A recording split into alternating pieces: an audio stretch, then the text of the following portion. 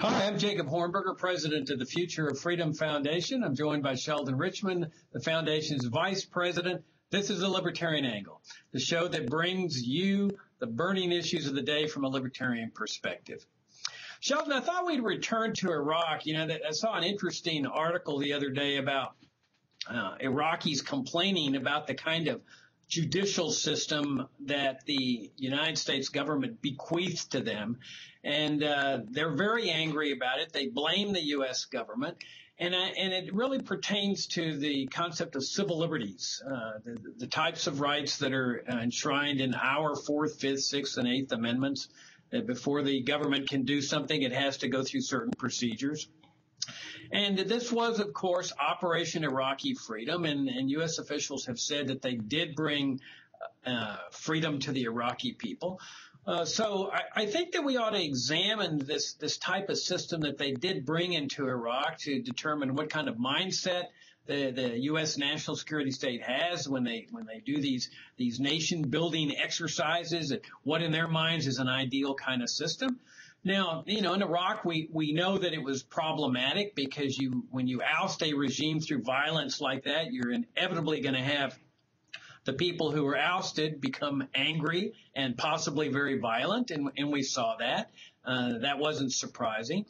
So, I think the real question here is that when the government goes in there and ousts a foreign regime and then establishes this huge military industrial complex type edifice as part of its ideal form of government, is this really consistent with what the United States, with what the American people should be doing? I mean, you and I, of course, would argue that the intervention should never have taken place. But I think that once it does take place, it really is revealing with respect to freedom, civil liberties, the mindset that U.S. officials have when they establish a system in which there are no warrants, no arrest warrants, no search warrants, just roundups of people, indefinite detention, disappearances. In other words, all the hallmarks of the Saddam Hussein regime. And so when you end up substituting a totalitarian type regime in the name of Operation Iraqi Freedom, and you say, this is what Americans stand for, that's really no different from the Saddam Hussein regime or any other type of totalitarian regime. What does that say for our country in terms of the principles that we're supposed to stand for here?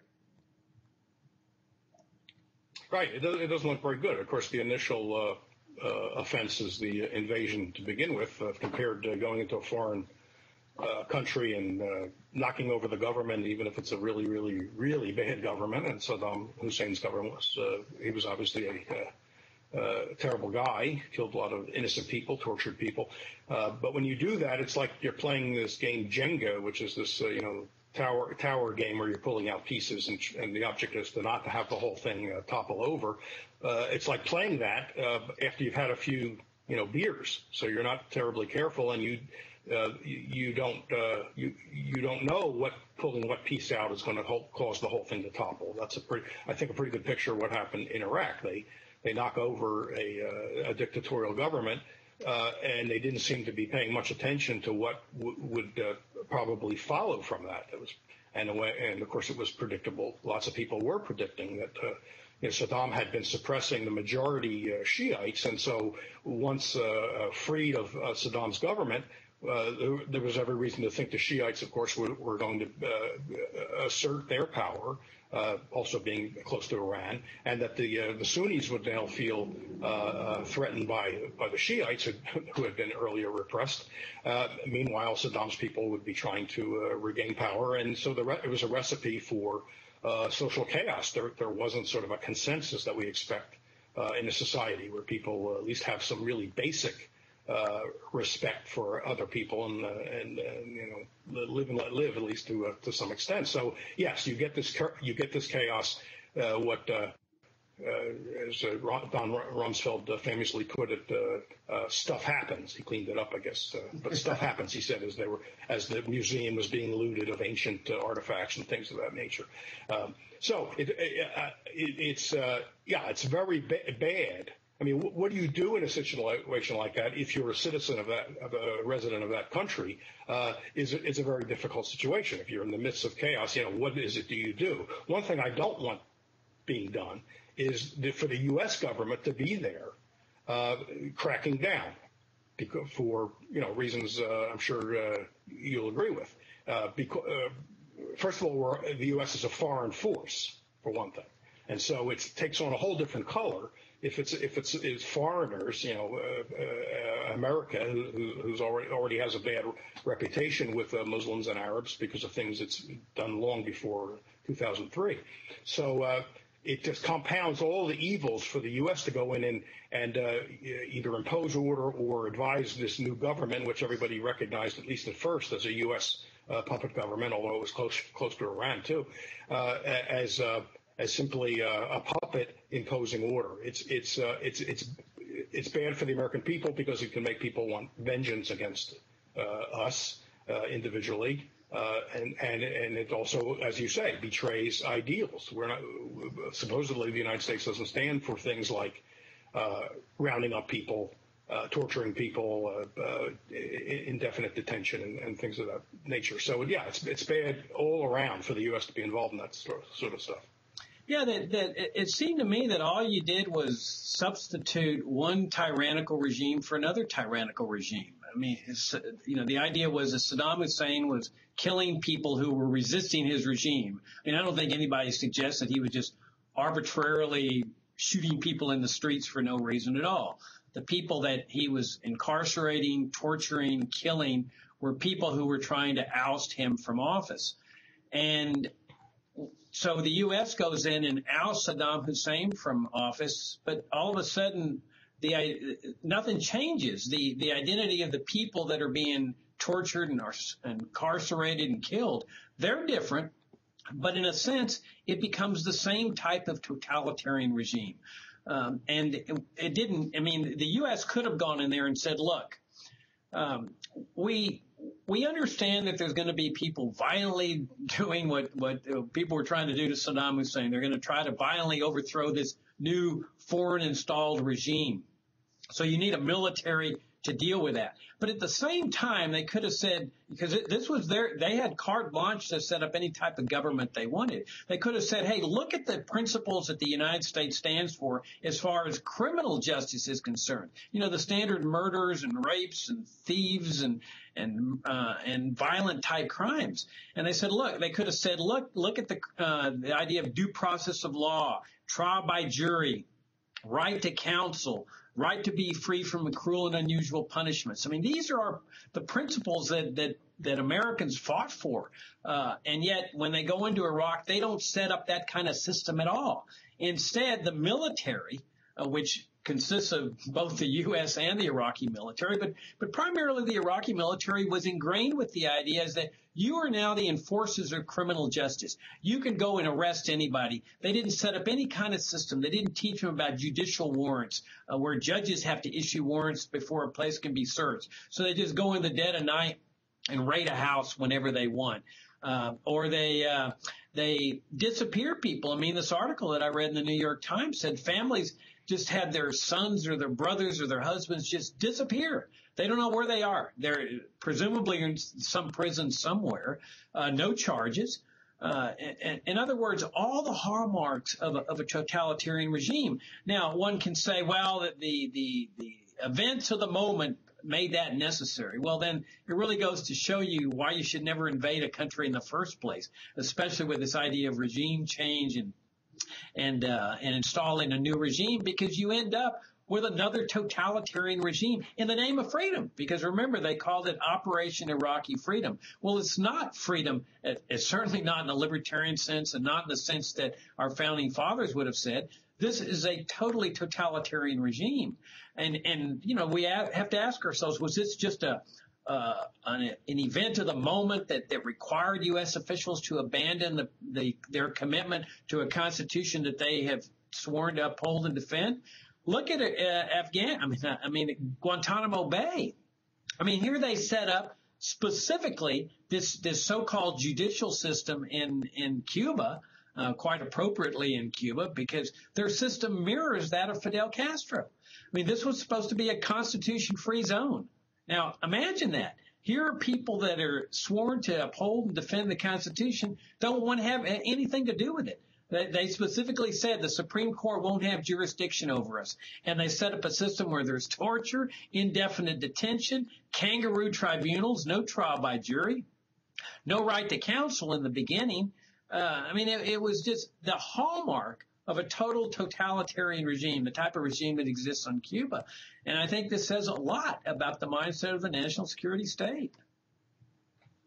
Oh, it certainly does. And Guantanamo, I mean, one could distinguish Guantanamo from what was happening in Iraq on the surface, because in Iraq, people could say, but you have a society now that's in complete chaos once the government is overthrown by the U.S. You have warring factions, you have militias, you have a lot of groups running around with fighting each other, slitting each other's throats, and this was going on in neighborhoods in Baghdad and places, Shiite on Sunni on Shiite, and so I can imagine someone saying to bring order to Iraq, we would have to put up with some of that stuff. I'm not defending it, but I can imagine someone saying that. The danger, of course, of taking that position, even if that's the position of the U.S. government, that once we get over this situation, then they can have the full civil liberties that we have here. The danger of that, of course, is the chances of getting to the point where you can say now we can have full civil liberties is probably going to recede, right, like the horizon. There's always going to be a reason why we're not quite ready for that yet. This is a sort of a public choice analysis of why government will grow and not give up powers. So even if you believe them at first that they think this is just temporary because of the internal warfare going on, and we have to get past this before we can have the kind of protections you're talking about in the Fourth Amendment and the other amendments, even if they're sincere, they may be sincere at that moment. We can grant that for the sake of argument, at least. It's a bad bet that it'll ever actually happen. That they will give up those powers and then respect civil liberties. So it's a really bad bet. Guantanamo is even less of a case because that is not in the midst of some chaotic place, right? The U.S. wasn't in turmoil after 9/11. You didn't have warring factions and militias shooting each other in the streets, and you didn't even have anything like that. So they can't even make the kind of case they might make in Iraq or Afghanistan or Libya. Contrast what they did in Libya, right? They bombed Libya, they helped overthrow the government, leading to the death of Gaddafi. And then they essentially left, right? The U.S. military is not trying to create a new government in Libya. I mean, they may be doing some advising and stuff, but it's nothing like it was in Iraq or Afghanistan. The reporting, even though it's pretty much been ignored now by the media, we do know from other reporting that Libya is in chaos. So, nothing the government can do, the U.S. government can do, is going to be very good once it commits the initial offense of overthrowing the government. Yeah, I think the Guantanamo situation really does reflect their actual mindset. I mean, I don't think that the situation in Iraq can be used as an excuse where they say, well, it was only because of these warring factions that we didn't teach these people about the principles that are enunciated in the 4th, 5th, 6th, and 8th Amendments. We didn't teach them to set that kind of system up. I think it's because they really believe that the 4th, 5th, 6th, and 8th Amendments are bad principles. Because here when they went to Guantanamo, they were essentially given free rein to establish any kind of judicial system they wanted. And keep in mind that terrorism is a criminal offense. It is not an act of war. I mean, it's in the U.S. Code. That's why people are prosecuted in U.S. District Court, New York, Washington, and elsewhere, Detroit, with the crime of terrorism, because terrorism is a criminal offense. So what they did in Guantanamo is just set up an alternative system for prosecuting terrorist cases. They said we're going to set up a special tribunal system that effectively competes against the constitutional system with respect to terrorism cases. So they had free reign. I mean, the president said, set it up the way you want to set it. And so you'd ordinarily think, hey, you know, the military, they've taken oaths to support and defend the Constitution. They believe in these principles. They're going to set up a system that's even better than the one that the framers and the founding fathers set up. When actually it's the exact opposite. The reason they wanted to set up this system in Cuba rather than the United States is to be liberated from the constraints of the Constitution, to be able to set up any kind of system, but specifically a system that was contradictory to the principles of the Constitution. And so you end up with for example, in the Constitution, you have a right to a speedy trial. In Guantanamo, you don't have a right to anything. I mean, they've been there, 13 years now, and there's not been one single trial. Not one.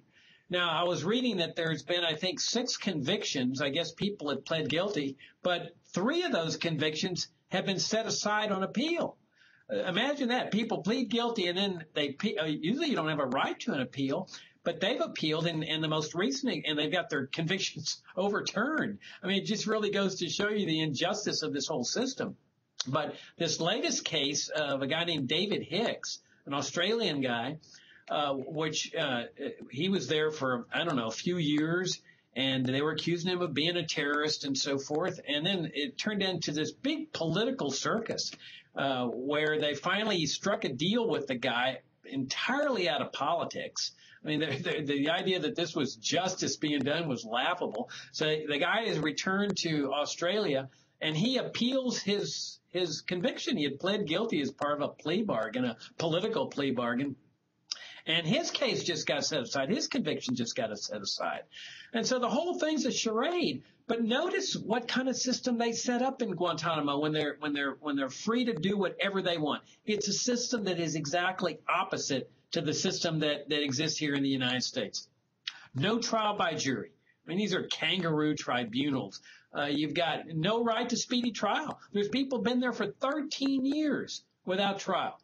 Now, they have a right to counsel, but that's only because the Supreme Court finally said, no, you're not going to get away with this. We're going to have jurisdiction here, and these people do have a right to an attorney. These are criminal prosecutions for terrorism. And then you've got torture. And then you've got confessions that are acquired by torture. You've got witnesses that are coming in whose testimony is there as a result of torture. I mean, this to me is like prima facie evidence of why the national security state, the military, the CIA are so dangerous, because they hold a mindset that is contrary to the principles of freedom as we know it, and the principles of freedom that our founding fathers, the way they knew it.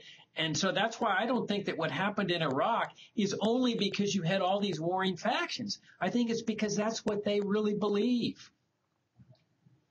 Well, yeah, and getting back to Guantanamo for a second, years ago, a number of Yemeni detainees were cleared for release and still have not been released. So, I mean, how egregious can you get there? They hadn't even had tribunals or trials or anything. They were simply cleared for release and are still being held. You know, what does that do to someone? You know, when 5 years ago you were told, okay, you're going to be released, and then you are never released. So it's bad. Look, we have to. Yeah, people need to understand that politicians, bureaucrats, the people that govern, typically don't like restraints. And they will normally see a restraint that other people see as reasonable as unreasonable. We have the Alien and Sedition Acts, which seems to me you could say violated the Constitution. Before the 18th century was over, I mean, the ink on the parchment of the Constitution was probably still wet, and you had the Alien and Sedition Acts.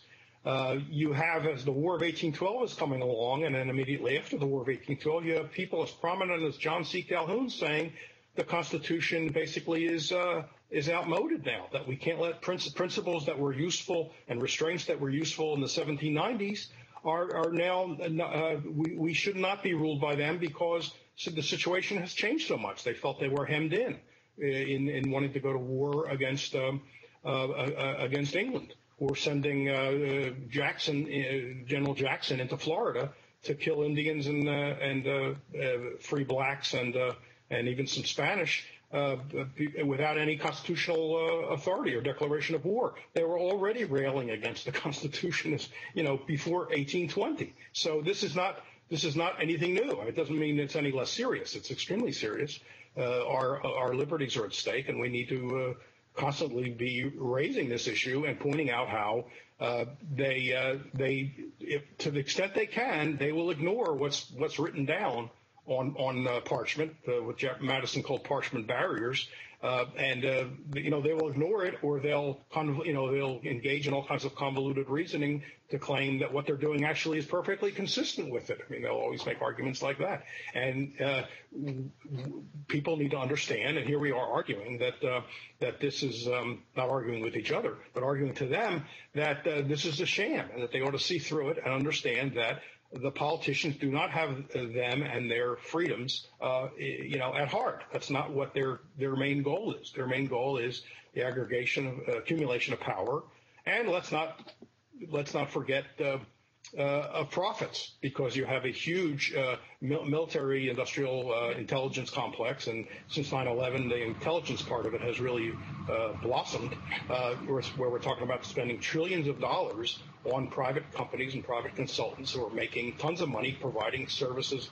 and products to the government that are designed to limit our freedoms and outright violate them. Yeah, I think you make a good point about the propensity of government officials. I mean, our ancestors clearly understood this. I mean, when the Constitution was proposed, they were very skeptical. I mean, they had lived under the British Empire, and they didn't want any kind of regime where government officials wielded omnipotent power over them. And so the only way they were persuaded is when the framers said, look, the powers that are enumerated in this document, that's all the powers there are. And you can see the skepticism and the distrust that Americans had when they said, all right, we'll accept that, but we want a Bill of Rights at the same time. Now, why would they want a Bill of Rights? And really, it was a Bill of Prohibitions. Why would they want that? Well, because they knew that government officials do these kind of things, that government officials take away people's religious liberty and their political liberty, and they jail people indefinitely, and they jail them without right to counsel, and all the things that are in the 4th, 5th, 6th, and 8th Amendments. So they said, we want to make it clear that you government officials have to comply with this. So your point is that government officials would do these things. That was exactly the point they were making. Now, where I say the big turning point came in, though, was when they established an enormous military intelligence establishment that is able to enforce the doing of the bad things. I mean, the weaker the government, that the less the less capability it has to oppress people. And so, that was why our founding fathers opposed standing armies. I mean, you can see all the quotes from Madison and all the rest of them, why they opposed standing armies, because big military establishments have the potential of doing a lot of bad things to people, the kind of things that the Bill of Rights was addressed to. And that was, to me, one of the big game changers in American history, was that military industrial complex, including all the armies of defense contractors that you mentioned, the people that are making big money off this thing. But President Eisenhower pointed this out when he said, look, we've got this newfangled system after World War II, this huge military complex, the CIA, the military industrial complex, the armies of defense contractors. Eisenhower, in his farewell address in 1961, said that this is a grave threat to the freedoms and the democratic processes of the American people. And I don't think he was just talking about how they're taking control over Congress and how they're able to get all these programs into place on a permanent basis. I think he was talking about that this is a grave threat in the sense that we see, like in Iraq, where they set up a system where there are no civil liberties at all, the things that the government is now able to do without worrying about the guarantees in the 4th, 5th, 6th, and 8th Amendments, why they set up a system in Guantanamo that totally contravenes the principles, that this is their mindset. And the fact that this thing is so powerful, I mean, one can imagine that if there's some kind of giant emergency here in the United States, where the military is sent to enforce, freedom in America, that mindset would kick in, where they do the same types of things that they do here in the name of freedom. Because remember, it was Operation Iraqi Freedom. And I think that's what Eisenhower was alluding to. That when you have a huge military industrial complex like this, CIA, that it fundamentally alters your governmental system. In fact, I thought I also mentioned this book that you're having reviewed in our monthly journal, Future of Freedom, called National Security and Double Government by Michael Glennon, where he says the real power in this country is the double government, the national security state, the CIA, the NSA, the military, that's the real the power in this country, and that all this other stuff that he calls the Madisonian stuff is all just fluff to make people think that everything's operating normally. Well, it's not normal, and you've got this huge military intelligence establishment that has a mindset that contravenes the principles in the Constitution, the Bill of Rights. That is not a healthy thing as far as a free society goes. No, definitely not. It's also been called the deep government or the permanent regime. There's been a lot of names for that. That's true.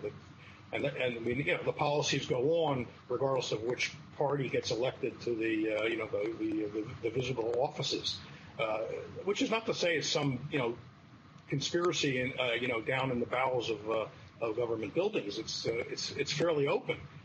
But you have this so-called, you have this consensus on foreign affairs where no matter who's elected, they pretty much follow it. There's some, maybe some differences right at the fringes, at the margin, but they're not significant differences.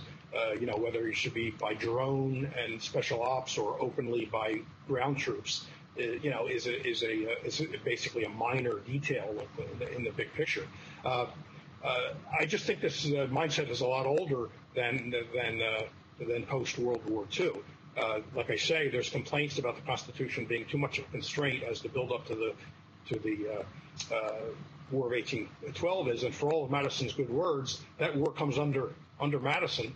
And one of the things they looked forward to as the Republican Party was changing to be more like the Federalist Party as this period came along, was they were hoping the war would invigorate the national spirit, would inject national martial spirit in the American people.